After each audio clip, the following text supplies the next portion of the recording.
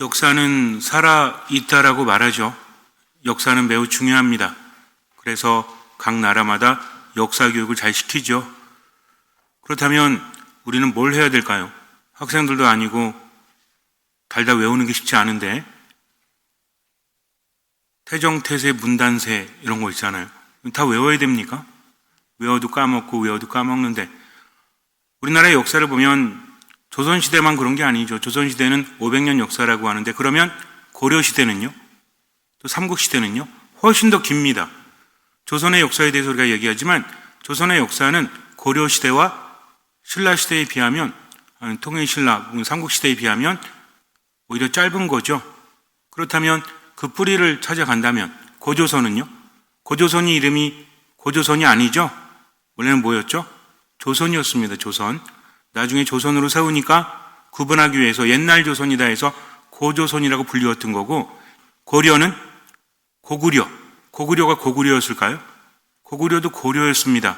근데 고려가 그것을 개성하면서 예전 고려라고 해서 구자를 넣어서 고구려라고 말하고 있는 거죠. 복잡하죠. 역사를 공부하는 게 힘든 이유가 외워야 될 게 많잖아요. 왕들도 있고 역사적 사실이 있고 시험 보기 위해서 그런 거 외우니까 좀 지긋지긋한데 몰라도 돼요. 그런 거. 중요한 건 어떤 일이 벌어졌느냐 하는 겁니다. 우리나라 왕들이 많아서 외우기 힘들다라고 했지만 우리나라 많은 것도 아니죠. 중국은 더 많죠. 이집트는요? 이집트 학생들은 왕 이름 안 외운대요. 워낙 많아가지고.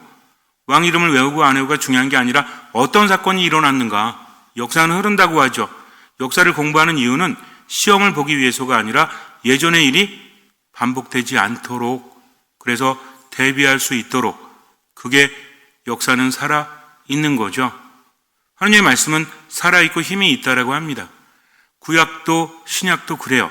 구약의 역사는 하느님과 이스라엘과의 관계죠. 또 신약은 하느님과 새로운 이스라엘 백성. 이제는 피가 아니라 믿음으로 새로운 백성이 된 사람들 그 관계를 말한다는 겁니다. 그래서 구약의 이야기는 그냥 단순히 이스라엘의 역사가 아니라 믿는 우리들과 하나님과의 관계에 대해서 우리에게 살아있는 말씀이다. 그걸 보고 우리가 깨달아야 한다는 거죠. 물론 구약의 사건들은 시대적인 한계를 분명히 담고 있습니다. 이거 무시하면 안 돼요. 때로는 무서운 하느님이 나오기도 하고 꼭 이렇게 하셔야 되나 라는 생각이 들기도 하고요. 심지어는 이집트에서 하느님께서 왜 그런 재앙을 내리셔야 했을까? 하느님이 파라오의 마음을 바꿀 수 있으셨죠? 그런데도 어떻게 하십니까? 오히려 마음이 바뀌지 않도록 굳게 만드시잖아요. 탈출기를 묵상하다 보면 그런 대목들이 나오죠. 파라오가 재앙들을 보고 안 되겠다. 이스라엘 백성 내보내야 되겠다라고 하다가 다시 고집을 부리죠. 누가 그렇게 만든 거래요? 하느님께서 그렇게 만드셨다라고 우리에게 표현하고 있지 않습니까? 이것은 우리가 잘 받아들여야 되는 거예요. 그 시대의 표현 방식과 우리들의 표현 방식은 매우 다르기 때문입니다. 우리는 다양한 표현 방식을 쓰지만 그때는 그렇지 않았다는 거죠. 여기서 중요한 건 뭐냐면 하느님은 인간의 마음도 움직일 수 있으시다.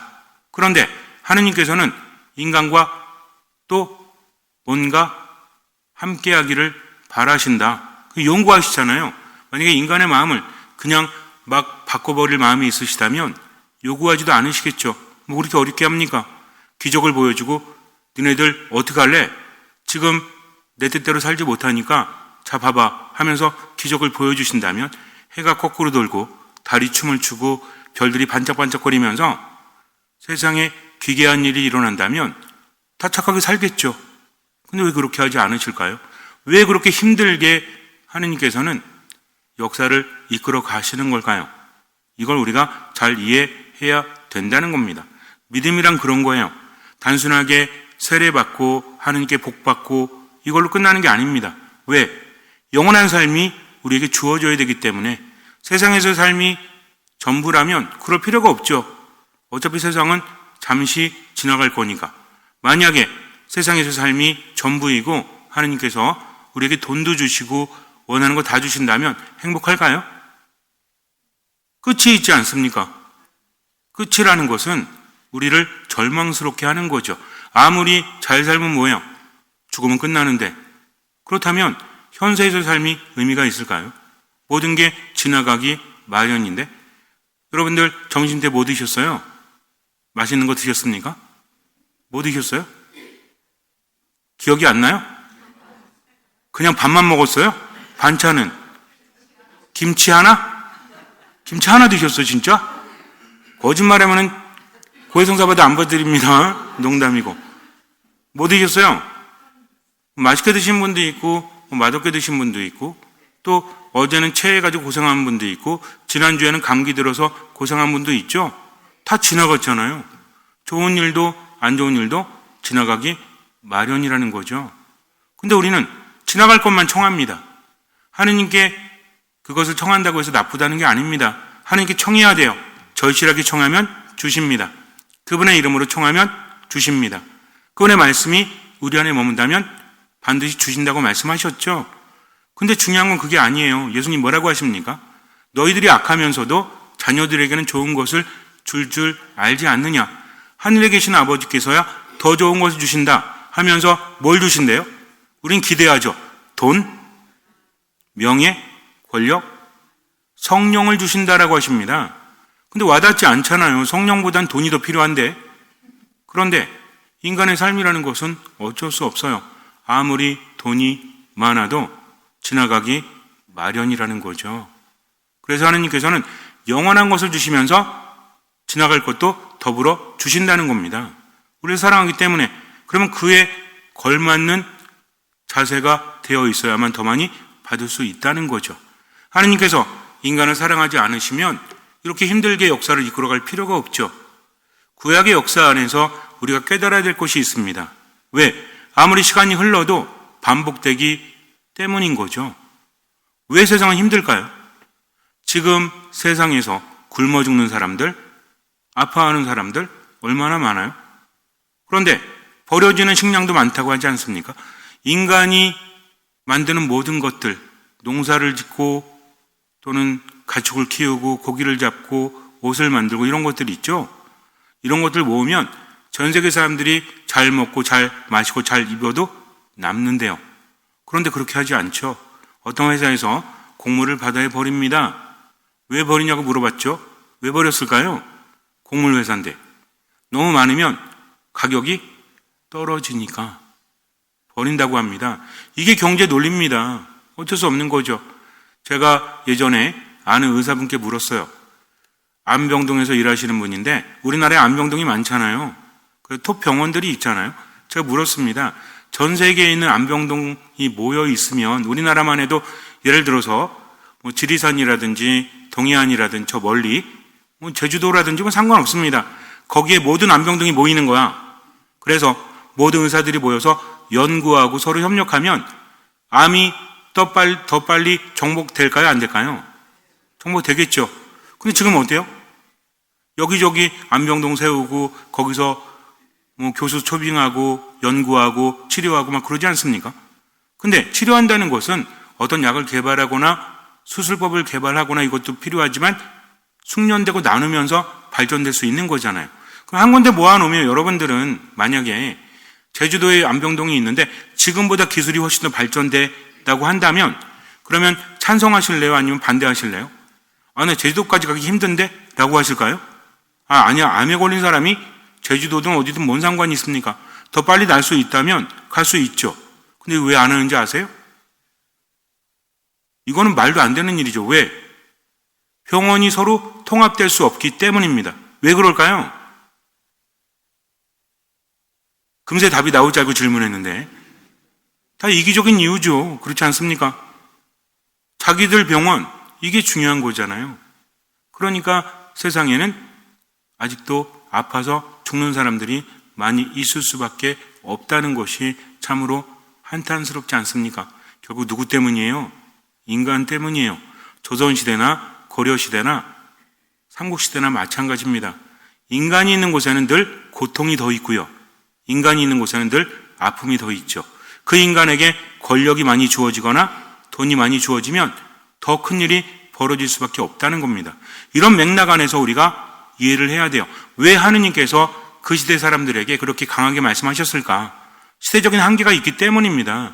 그때 사람들은요, 사고방식이 고정되어 있었거든요. 지금 우리처럼 넓지 않았어요. 조선시대만 가도 어때요? 남녀가 함께 있을 수 있나요? 남녀 7세 부동석, 남녀 7세 옛날에는 뭐 지남철인가 뭐 이런 말도 있었는데 어쨌든 근데 그때는 남녀가 구분되는 사회죠. 또 신분의 귀천이 있던 사회죠. 그런 상황에서 인간의 인권을 말할 수 있을까요? 지금은 큰일 나지만 그때는 너무나 당연한 거 아니었습니까? 심지어는 종의 목숨도 주인에게 달려있던 시대. 이게 몇백 년 전입니다. 그러면 몇천 년 전에는 더 그렇겠지. 그때는 어땠을까요? 늘 전쟁하며 살았거든요. 땅 따먹기 시대에. 그럼 뭐예요? 인권이 있습니까? 그럴 리가 없지. 싸워서 이기면 끝나는 겁니다. 눈에는 눈, 이에는 이. 들어보셨죠? 하무라비 법전에서 말하고 있고 성경에서도 말하고 있죠. 그럼 이 눈에는 눈, 이에는 이 그러면 무서워요, 안 무서워요? 상대방의 눈을 뺀 자에게는 한쪽 눈을 빼면서 보상해야 된다. 이게 눈에는 눈, 이에는 이죠. 근데 이거 무서운 거 아닙니다. 더하지 말란 얘기예요. 눈 하나 뺏으면 그냥 눈 하나 주고 끝내라 하는 겁니다.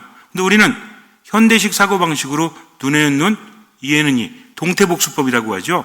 그러니까 무섭다고 하지만 그렇지 않은 거다. 이거는 죄를 지은 사람을 보호하기 위해서 그렇게 한 거죠. 그러면 실제로 눈을 뽑았을까요? 그렇지 않습니다. 눈에는 눈, 이에는 이 하고 그 밑에 조항들이 있어요. 한 사람의 눈을 다치게 한 자는 곡식 몇 섬으로 보상한다. 이런 게 있었다는 겁니다. 그래서 잘못 알고 우린 눈에는 눈, 이에는 이런 말 하잖아요. 또 이런 말 있죠. 건강한 육신에 건강한 정신이 깃든다. 이런 말 있죠. 라틴어 격언. 들어보셨어요? 그럼 그건 뭡니까? In corpore sano 뭐 이렇게 나가는 거 있잖아요. 이게 원래는 그러니까 건강하면 정신도 건강하다 이거죠? 아닙니다. 이거 말한 사람 비공고예요. 뭔 얘기냐면 검투사들 있고 맨날 몸만 단련한 사람들 있잖아. 근데 뭐가 멉어? 머리가 멉거든. 그래가지고 이 사람은 똑똑한 사람이니까 뭐라고 그랬냐면 야 몸만 그럼 뭐해? 머리가 멉는데 건강한 몸이 중요한 게 아니고 정신이 깃들여야 중요한 거야. 이렇게 말한 거를 어디에서? 아니마사나 인 코르프레사노. 아식스죠, 아식스. 아식스 뭔지 모르세요? 여기는 말표 신으시나? 그 운동화에서 그 스포츠 거기서 그거 갖다가 완전히 반대로 말한 겁니다. 근데 우린 그거를 쓰고 있잖아요. 얼마나 답답한 게 많은지 몰라요. 어쨌든 역사가 그렇습니다. 그렇기 때문에 옛날 말에 제대로 된 걸 알지 못하면 현대 그대로 적용해서는 안 된다는 겁니다. 시대를 알아야 돼요. 아니 왜 하느님 무서워? 3,000년 전, 2,000년 전에는 사람들의 사고방식이 그랬기 때문에 그럴 수밖에 없고요. 그때는 느긋하게 살아갈 수가 없어. 왜? 계속 떠나야 되거든. 유목생활하면서 어디 가면 어떤 적들이 있는지 모르죠. 그 안에서 하느님께서는 완전한 구원 계획을 이루시기 위해서 작은 민족을 선택하시고 모든 인류의 구원을 거기부터 시작하시는 겁니다. 그래서 그냥 단순히 하느님은 이스라엘만의 하느님이다. 작은 민족이잖아요. 이집트에는 신들이 많았죠. 이스라엘은 유일신이죠. 그럼 당시에는 어떻게 생각했을까요? 신 하나와 다수의 신이 있다면 어떤 신들이 더 강하다고 생각했을까요? 유일신이 아닙니다. 다수의 신인 거예요. 더군다나 신을 따르는 사람들을 보니까 야훼 하느님을 따르는 민족은 이스라엘뿐이 없어. 이스라엘은 사람이 많나요? 많긴 하지만 그렇게 많다라고 할 수 없죠. 이스라엘 사람들은 어떻게 살고 있죠? 노예로 살고 있잖아. 근데 이집트는요? 노예를 부리고 있잖아요. 풍성한 삶을 살고 있죠. 현세적인 기준으로 볼 때 그렇다면 그들의 신이 강력하다면 왜 이 꼬라지로 살아? 이렇게 여겨질 수밖에 없는 겁니다. 그래서 이집트에서 하느님과 이집트의 신들의 대결, 10가지 재앙이 펼쳐진 거예요. 이걸 우리가 알아야 되는 거예요. 그래서 10가지 재앙은 뭐냐면 그냥 파라오의 마음을 한번 돌리고 끝났으면 얼마나 좋겠습니까? 그런데 인간의 마음은 그렇지 않아요. 지금도 말하죠? 뭐라고 합니까? 어디 들어갈 때 마음과 나올 때 마음이 다르다고 하죠? 어딘지는 집에 가서 생각해 보세요. 급할 때는 그냥 그래요. 근데 끝나고 나면 어때? 여러분들 그렇잖아요. 집안에 힘든 일이 있으면 어떻게 해요? 이 일만 해결되면 성당에도 열심히 나가고 가족끼리도 사랑하고 막 이러죠? 근데 해결되니까 어때? 안에 있던 뭐가 끌어올라? 예전에 상처가 끌어올라서 가족들에게 잘해주지도 못하고 결국 이기적으로 굴잖아. 이게 인간의 마음이에요. 그래서 말 타면 종 부리고 싶은 거지. 앉으면 눕고 싶고 한없이 나가는 겁니다. 이런 마음이 있기 때문에 하느님께서는 거듭해서 보여주시는 거예요. 그러니 내 안에 머물러라. 나를 따라오너라 하시는 겁니다. 이 맥락 안에서 보지 않으면 하느님은 이상한 하느님이에요. 하지만 그렇지 않다는 거죠. 이것을 우리가 알아야 됩니다. 그래서 성경은 흐름에 따라서 묵상을 잘 해야만 내 삶에 적용시킬 수 있고 구약의 이야기는 나의 이야기다 라고 생각해야 돼요. 그래야만 살아있는 말씀이 내 안에 머물기 때문이죠. 하느님께서 예언자를 보내셔서 이스라엘 백성들에게 당신의 뜻을 말씀하시죠. 이건 우리에게도 해당되는 말씀이에요. 왜? 예언자가 일으키는 이 기적은 당시에만 해당됩니다. 그러나 그가 전하는 말씀은 지금까지도 의미가 있기 때문에 예언자는 어떻게 해석되는 것이 낫다? 말씀 선포자라고 해석되는 게 나은 거예요. 예언이 목적이 아니라 하느님의 말씀을 전하는 게 목적입니다. 그래서 뭐라고 그래요? 니네들 말이지 이렇게 안 하면 이런 벌 받을 거야. 근데 하면 벌 안 받아. 그들이 안 지키면 벌이 내리지. 이게 예언입니다. 예언이 목적이 아니라 뭐다? 하느님의 말씀을 전하는 게 그들의 목적이라는 거죠. 그래서 그 말씀은 우리에게도 해당되는 겁니다. 내 안에 머물지 않으면 너희는 아무것도 할 수 없고 살아갈 수 없다. 이거를 알려주시는 겁니다. 그래서 하느님 뭘 바라시는 거죠? 함께 하기를 바라십니다. 당신 안에 머물기를 바라시는 거죠. 그분과 함께 하려면 우리가 해야 되는 게 있죠. 뭘 해야 돼요? 그분을 믿어야 돼요. 그리고 그것을 따라야 돼요. 이것이 듣는 마음이요. 이것이 신앙생활이죠. 하느님은 우리에게 주셔야 돼요. 하느님은 우리를 이끄셔야 돼요. 그래서 가장 중요한 말이 뭐다? 여러 가지 말이 있지만 제가 오늘 강조하는 건 그겁니다. 하느님께는 불가능함이 없어요. 그리고 누구에게도 불가능함이 없다? 하느님을 믿는 사람에게도 불가능함이 없다. 성경의 말씀이죠. 그럼 왜 믿는 사람에게 불가능이 없을까요? 그렇죠. 그가 하느님 안에 머물고 하느님께서 함께 하시기 때문이다. 그래서 아이들이 문방구나 요새는 문방구라고 안 하나? 근처 없어가지고 어쨌든 뭐 가게나 문방구 가면 막 이것저것 집죠. 돈도 없으면서 누구 믿고 그러는 거예요? 엄마 아빠 이겁니다. 엄마 아빠 없다면 아이는 집긴 해도 자기 것으로 만들 수는 없잖아요. 그래서 믿는 사람에게 모든 것이 가능한 이유는 하느님 안에 머물기 때문이다. 그분 안에 머물기 위해서는 그분을 믿고 따라야 된다. 믿음이라는 것은 따름이 없다면 완전하지 않습니다. 이걸 알아야 되는 거죠. 그래서 구약의 이야기들을 우리가 묵상하면서 어떻게 믿음을 가져야 될까 생각해야 되는데 사람들은 그냥 개인적인 생각만 해. 요즘에 참 답답하더라고요. 하느님에 대해서도 그냥 자기가 하고 싶은 말을 막 해요. 느껴지는 대로 막 하는 거지. 입만 열면 하느님은 어떤 분이다. 이런 분들이 교만한 겁니다. 중요한 건 교회의 가르침을 따라야 돼요. 2000년의 역사 안에서 수많은 사람들이 있었어요. 기적이 있었다, 뭐가 있었다, 다 있었죠? 근데 이 또한 지나가기 마련인 거예요. 중요한 건 뭐냐면 예수님께서는 베드로란 반석 위에 교회를 세우시고 당신의 교도권을 주셨다. 천국의 열쇠를 주셨잖아요. 그래서 이건 무엇입니까? 베드로가 첫 번째 교황님이시잖아요. 그 이후에 교회의 권위를 알려주시는 겁니다. 교회는 실수를 합니까? 안 합니까? 교회도 실수해요. 왜? 인간들이 모여있는 곳이기 때문에. 근데 언제 실수하죠? 우리가 이런 말 하잖아요. 가톨릭 교회가 있는데 역사 안에서 보면 잘못한 것도 많지 않습니까? 라고 하지만 그 교회의 잘못일까요? 물론 그렇기도 합니다. 그런데 교회에 있는 누구 잘못이야? 사람들의 잘못이에요. 예를 들어서 여러분들 사제 독신자가 왜 생긴지 아세요? 우리는 사제 독신자 그러면 사도 바울의 말씀에 따라서 스스로 알아서 고자가 된 이들도 있다. 사람에 의해서 그렇게 된 이들도 있지만 이런 말을 떠올리면서 사제 독신자가 정말 뭐 하느님을 향한 거룩한 마음에 이런 거 생각하죠? 근데 사제 독신자가 시작된 지 얼마 안 됐어요. 한 800년? 800년이 뭐 길다라고 하지만 2000년이 넘는 역사 안에서 800년은 긴 게 아닙니다. 그전에는 없었다는 거죠. 왜 그런 걸까요? 사제 독신제가 없었을 때는 귀족들이나 돈 있는 사람들이 자신의 아들을 신부로 자꾸 만드는 거야. 우리나라 고려시대 때 자신의 아들들을 어디에 올리죠? 승적에 올리잖아요. 왜? 국교가 불교니까. 고려시대는 불교입니다. 조선시대 접어들면서 불교를 탄압한 게 아니라 고려시대의 세력들이 불교를 기반으로 하고 있으니까 이거를 없애버리는 거죠. 이게 뭐예요? 이게 숭유억불이잖아요. 유교를 숭상하고 불교를 억압한다. 이렇게 되는 겁니다.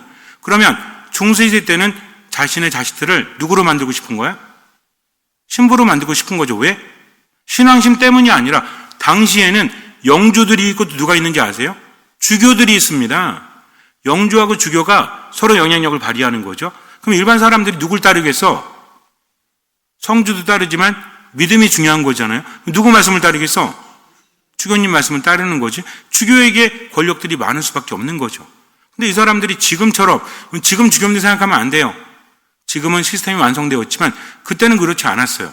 그래서 돈 있는 귀족들이 자기 아들을 신부로 만들고 주교로 만들려고 했습니다.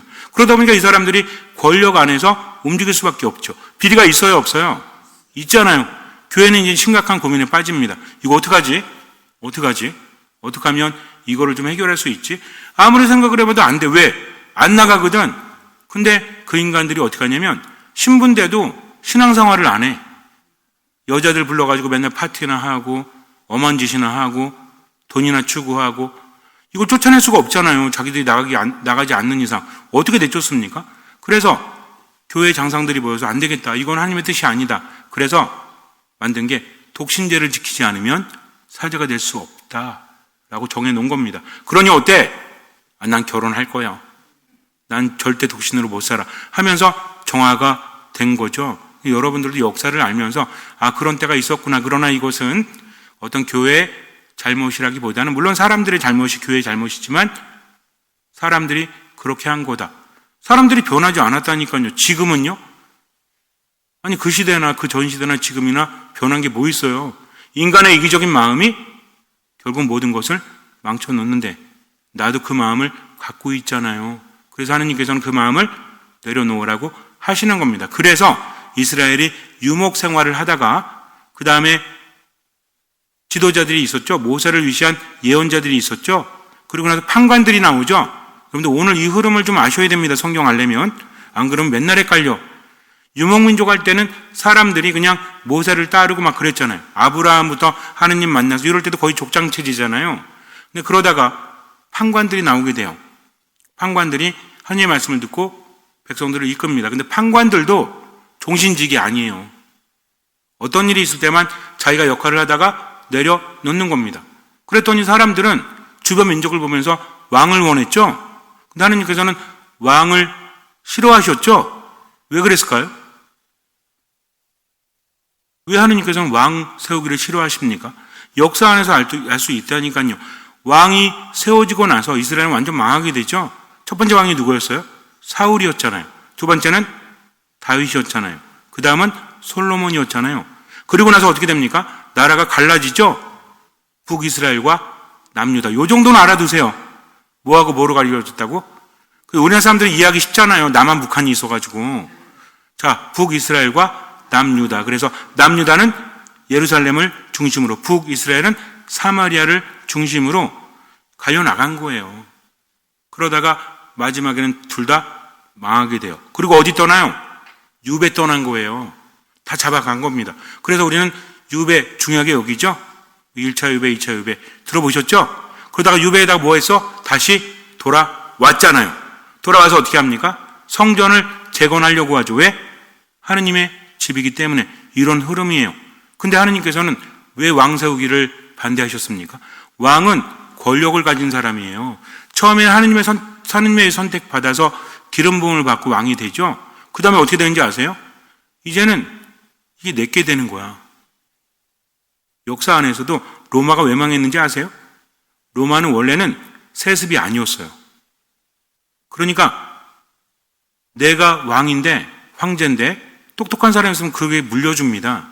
그러다가 이제 어떤 황제가 어떻게 된 거냐면 왜 이래야 돼? 내 아들한테 물려줘야지. 이때부터 망한 겁니다. 세습이 되면서 내 것이 되니까. 거기서 인간의 귀천이 나뉘게 되는 거잖아요. 만약에 인간이 왕이 되면 처음에는 하나님께 선택을 받았지만 나중엔 지 맘대로 하죠. 왕에는 권력이 있잖아. 누가 힘든 거예요? 백성들이 힘들어지는 겁니다. 또 이랬다고 해서 오늘 집에 가셔가지고 우리 신부님은 국가를 전복하려고 그래. 또 이딴 소리 하시면 안 돼요. 그 얘기하는 거 아닙니다. 또 괜히 정치적 성향 가지고 이렇게 국가가 없어져야 된다, 무정부주의자다, 이러시면 안 됩니다. 전 그거 얘기하는 게 아니에요. 결국 인간이 그렇게 흐를 수밖에 없다는 거죠.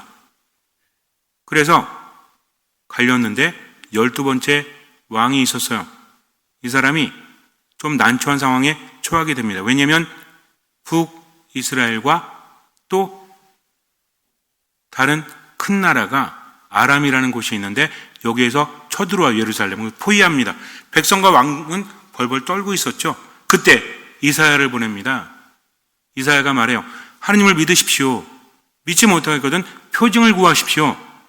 하늘의 표징이라든지 저 깊은 바다의 표징이라든지 무엇이든 구하십시오. 그럼 하느님께서 보여주실 겁니다. 그랬더니 아하즈가 뭐라고 합니까? 너는 주 너의 하느님께 너를 위하여 표징을 청하여라. 저 저승 깊은 곳에 있는 것이든 저 위 높은 곳에 있는 것이든 아무 곳이나 청하여라. 그랬더니 아하즈가 대답을 합니다. 저는 청하지 않겠습니다. 그리고 주님을 시험하지 않으렵니다. 겸손하죠? 아니에요. 겸손 아니에요. 이 사람은 하느님을 안 믿어요. 하느님께 선택받은 기름 부음을 받은 자임에도 불구하고 겉으로 믿는 척을 해요. 그러면서 이는 바알을 숭배합니다. 심지어는요, 이때도 어떤 일을 벌이냐면 하느님께 의지하기보다는 아시리아, 더 큰 나라가 있어요. 여기에 신하들을 보냅니다. 뭐라고 하냐면 아버님이라고 그래요.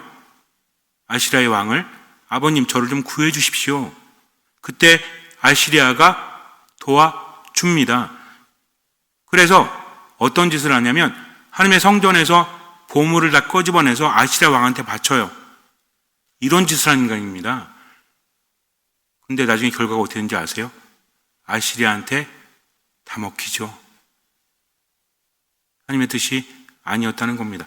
이 사람은 심지어는 어떤 짓까지 하냐면 바알뿐만 아니라 다른 신들도 숭배해서 몰렉이라는 그런 완전히 밝혀지지 않았지만 성경에서 우리에게 상징하고 있고 그리고 성경에서 말하고 있고 아직은 고고학적으로 밝혀지지 않았는데 어린이들을 인신공양으로 받는 신이 있어요. 어떻게 했냐면 그때 흰농골짜기라고 있는데 개엔나 예수님께서 말씀하시죠. 계속 불타오르는 골짜기가 있어요. 여기에서 어린아이를 산채로 불에 태워서 신에게 인신공양을 하는 그런 신이 있는데 아하즈는요 지 아들을 그렇게 해요. 이 사람은 아주 못된 사람, 지 아들까지도 신에게 바칠 정도로 정신이 헷가닥한 거지. 그러니까 하느님을 따르지 않은 겁니다. 뭔 얘기인지 아시죠? 겸손이 아니다. 하느님을 따르지 않은 거다. 그래서 하느님께서 뭐라고 하십니까? 어차피 이 세대는 글렀어. 그러니 나중에 표징이 일어날 거야. 동정녀가 잉태하여 아들을 낳으리니. 인간의 구원이 그렇게 시작이 되는 겁니다. 그때 그 동정녀는 하느님의 말씀을 받아들이죠. 그분이 누구예요? 성모님이에요. 성모님은 겸손하게 받아들입니다. 아하즈는 겸손한 척했지만 하느님을 따르지 않았다는 거죠. 이제 우리의 이야기입니다. 우리는 어떻죠?